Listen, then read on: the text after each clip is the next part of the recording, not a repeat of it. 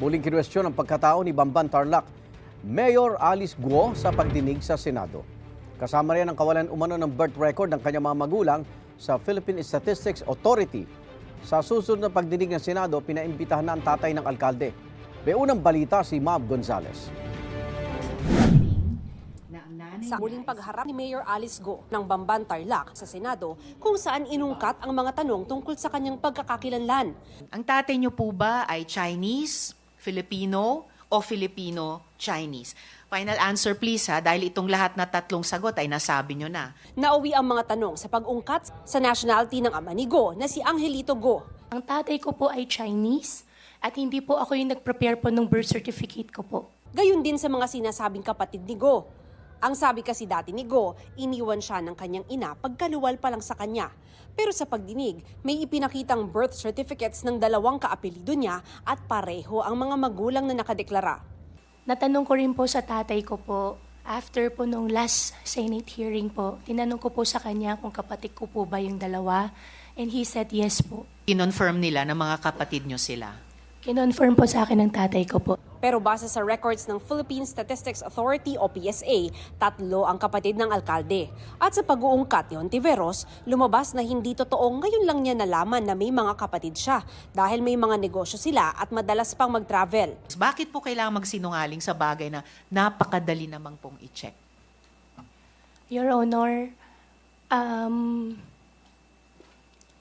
nakaraan po na Senate hearing. Kaya po, lahat na lang po naging sagot ko po is I don't know, hindi ko po alam. Dahil ayaw ko po madamay pa po ang ibang tao. Pribadong tao po yung mga ibang tao po nababanggit. At paano raw masasabing iniwan si Guo pagkapanganak pa lang, lalo't may nakababata siyang kapatid. Your birth certificate is riddled with holes. Pati po yung citizenship nyo ay riddled with holes. Kung hindi kayo ang sinungaling, ibig sabihin yung tatay nyo ang nagsinungaling. Sa birth certificate ni Guo, nakasaad na kasal ang mga magulang niya. Paano maging kasambahay yung nanay mo kung sila ay kasal ni papa mo? Maliban na lang kung si papa mo ay nagsisinungaling dito sa birth certificate, and what is the reason why would he lie? Hindi po namin pinag-uusapan po sa bahay. Medyo sensitive po yung topic po. Wala pong record ng kasal sina Angelito Guo at Amelia Leal. At ito ang higit pang malala, walang birth record at all sina Angelito Guo at Amelia Leal. So, may tatanong talaga, hindi po kaya Angelito Guo and Amelia Leal Guo don't even exist?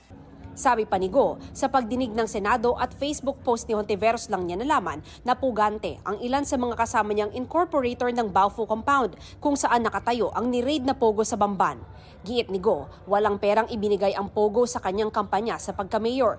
Nagbibigay rin daw ng pera sa kanya ang tatay niya, kaya nakabili siya ng dump truck at helicopter at nakapagnegosyo. Kano binibigay sa'yo ng tatay mo? Sino mo nagbibigay ang tatay mo sa'yo? Opo, nagbibigay po siya sa akin. Umpisa po, 14 years old po ako. Every now and then po, nagbibigay po siya sa akin Magkano ng pera. binibigay sa'yo? Minsan po, 500,000, minsan 1,000,000, minsan 2,000,000. Hindi rin daw totoo ang lumabas sa social media na siya ang may-ari ng kotseng 33 million peso McLaren 620R na nanalo sa isang car show. Tinanong din si Guo tungkol sa umano'y karelasyon niyang may kaugnayan sa Pogo sa Bamban, bagay na itinanggi ng mayora. Wala kang relasyon, ha? Wala po akong boyfriend, wala po akong asawa. Panindigan mo yan, ha? Opo. Dahil mayroon akong testigo na makakapagpatunay na yung karelasyon ay nagmamanage at nagmamanage ng negosyo ng Pogo ron sa lugar mo. Opo. Kahit maraming itinama at nilinaw sa kanyang pagharap sa Senado, giit ng kampo ni Guo, nagsasabi siya ng totoo. The burden of proof transfers to the accuser. Napatunayan nila na peke yung mga hawak naming dokumento. Yung kanyang birth certificate, yung kanyang passport, ilang beses na po yun na-renew. Ako po isang Filipino at lalong-lalo na po hindi po ako spy. Marami raw gustong malaman ang mga senador sa ama ni Guo na pinaiimbitahan sa susunod na pagdinig na gagawin ng closed door. Ito ang unang balita. Mav Gonzales para sa GMA Integrated News. Igan, mauna ka sa mga balita. Mag-subscribe sa GMA Integrated News sa YouTube. Sa mga kapuso abroad, subaybayan nyo kami sa GMA Pinoy TV at sa www.gmanews.tv.